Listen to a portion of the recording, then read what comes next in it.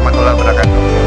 Kami Satbrimob Polda Sulsel pada hari ini tanggal 4 November 2020 melaksanakan pembersihan Pasar Sambung Jawa, Kelurahan Matuangin, Kecamatan Mariso dalam rangka Hari Ulang Tahun Brimob ke-75 tahun 2020. Brimob untuk Indonesia.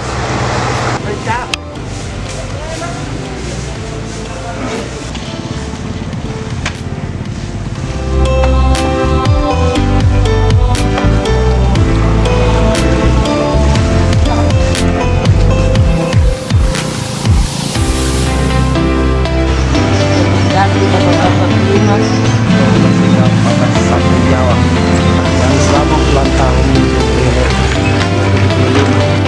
Brimob untuk Indonesia. Brimob untuk Indonesia. Dirgahayu Korps Brimob ke-75. Brimob untuk Indonesia.